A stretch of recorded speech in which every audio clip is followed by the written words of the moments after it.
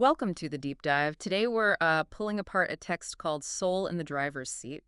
We're specifically diving into chapter 8, which brings up this, well, intriguing idea of the gift of wisdom. Exactly. And within that chapter, we're really going to zero in on the month of April. Its core theme is awareness. Right.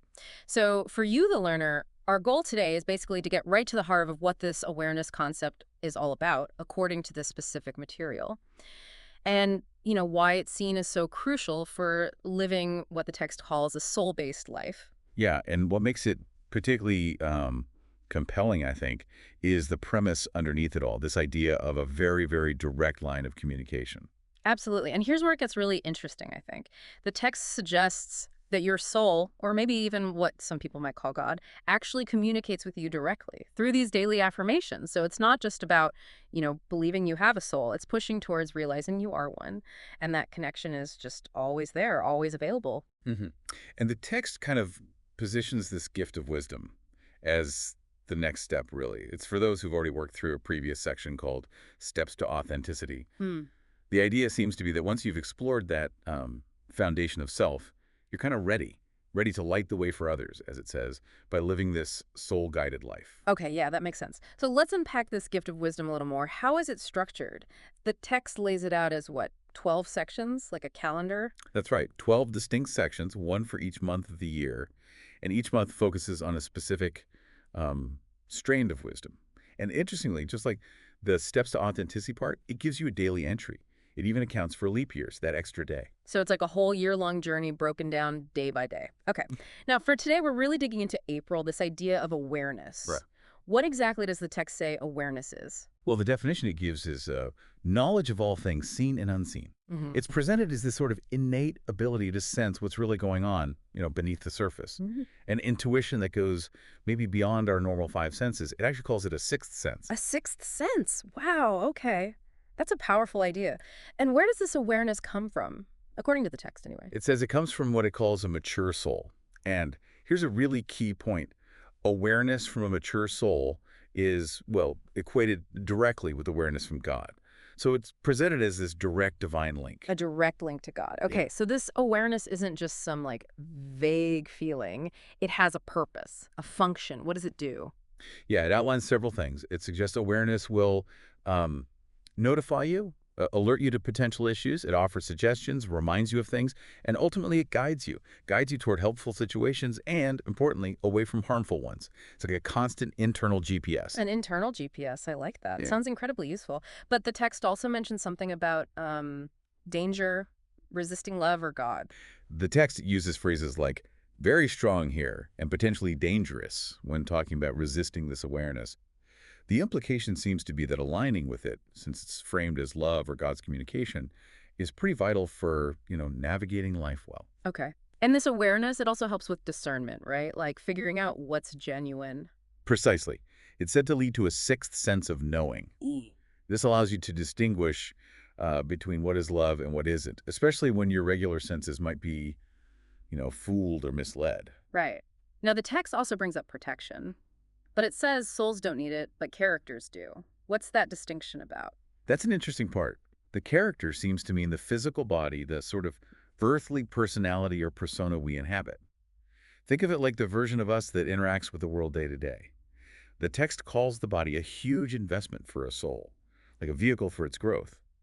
So awareness is presented as this gift that helps protect that investment, that vehicle, from the world's negativity, keeping it, well, viable for the soul's journey. Ah, okay. So it's safeguarding the means for the soul's experience and growth. And how does this gift of wisdom then connect back to the steps to authenticity we mentioned earlier? Is it sequential? Yes, very much so. The gift of wisdom is explicitly positioned as the direct follow-up. The idea is you finish steps to authenticity, and then you just transition straight into the gift of wisdom. You're meant to start it on whatever the current calendar date is when you finish the first part. Like a two-part program, almost. First, authenticity, then living guided by this wisdom. And these daily exercises, the affirmations and the gift of wisdom, what's their overall aim? The main goal seems to be facilitating soul growth. It does this by quieting the active mind, what some might call the ego, and sort of retraining it Uh-huh. to serve the soul's guidance, to listen to that awareness. And this whole process, the text says, leads to receiving the actual gift of wisdom. Okay, this is helpful context. Let's maybe get into some specific examples from April. This should give us a clearer feel for how awareness plays out daily, at least according to this text. April 1st says, I point you in the correct direction through awareness. Pretty straightforward. Yeah, sets the stage nicely. Awareness is the guide. Then April 2nd gives a more dramatic example. Do you remember that time when you almost did something cataclysmic but didn't? You have me to thank for that. Hmm. So it frames awareness as actively stepping in to prevent disaster. Wow, okay. That's quite a claim. Makes you think about close calls, doesn't it? April 3rd is maybe a bit more every day. Do you remember that time when you were involved in a heated conversation and walked away? You were listening to me by disengaging. So here it's about inner guidance prompting you to avoid unnecessary conflict. Exactly. Recognizing and acting on those subtle nudges. April 4th and 5th really emphasize that protective guiding role. I am your best guide during a time of crisis, and I am your best friend, only concerned with your well-being and safety. It presents it as this really personal, caring presence. Yeah, very personal. April 6th shifts slightly, focusing on love. I prompt you to choose the opportunity where I can express love to the greatest possible degree. So awareness is also about maximizing love in your actions. hmm And April 7th brings in clarity. I help you to see situations as they are, not as you hope they will be, which suggests awareness cuts through wishful thinking, gives you a more objective view. Okay. Then April 8th and 9th talk about history. I help you to see the true content of your past, and I help you to see the true content of the world's past. That's interesting. Implying awareness gives a deeper understanding of events than just the surface story. Seems like it, yeah. Insight beyond the standard narrative. Then April 10th and 11th directly link awareness and vision. Awareness and vision are one and the same, and vision is seen clearly. Just reinforcing that idea of clarity again. And April 12th is quite explicit. I know things that you don't know as a character. This speaks directly to that idea of the soul having a much broader perspective than our everyday self. Right. Absolutely. It underlines that potential to tap into knowledge beyond our usual grasp. April 13th adds another dimension. Besides keeping you safe, awareness cues you into the story behind the story. So it hints at uncovering maybe hidden truths or motivations. The story behind the story. I like that. April 14th and 15th get very practical. Awareness guides you to say just the right thing at the right time, and awareness guides you to do just the right thing at the right time. Suggests real-time help in daily interactions. Yeah, influencing our words and actions moment to moment. April 16th then makes a pretty bold statement. Wisdom is incomplete without awareness. Really emphasizes how fundamental it is according to the text. It really does. April 17th describes the quality of awareness. Awareness isn't too cautious or too enthusiastic. It approaches all things with a firm sense of knowing. So a balanced, confident perspective. Right. And April 18th and 19th introduce compassion and connection. Awareness is compassionate, and awareness connects observations about situations and individuals with an I've been there type of commonality. Oh, That's actually a really lovely way to think about intuition, not just knowing, but connecting with empathy. that is nice, like a shared understanding. Then April 20th and 21st make the communication aspect super explicit. I am saying, I want to show something to you through awareness. And I am saying, I want to say something to you through awareness. Yeah, really hammering home that idea of a direct line we talked about earlier. It makes the inner knowing feel very deliberate, doesn't it? Like an intentional message. Exactly. Then April 22nd, 23rd talk about how this communication happens. It says, I primarily communicate to you through feelings. Yeah. But then it adds this intriguing bit. When I communicate to you through thoughts, you will know that this is the final frontier. The final frontier. Okay, that sounds pretty significant. What's the implication? Like thoughts are a deeper level. It seems so. April 24th elaborates a little. When I am in the final frontier, I am in control of you and start to merge with you, becoming one and the same. So it suggests this much deeper union, maybe even a merging of consciousness, when the communication shifts to thought. Wow. Merging with the divine. That's a powerful concept. April 25th offers a slightly different angle. Awareness is a step towards my independence from your tyranny. Tyranny is a strong word there. What do you think the text means? Like the ego's control. That seems the likely interpretation, yeah. Hmm. That the everyday self, the ego, can kind of dominate.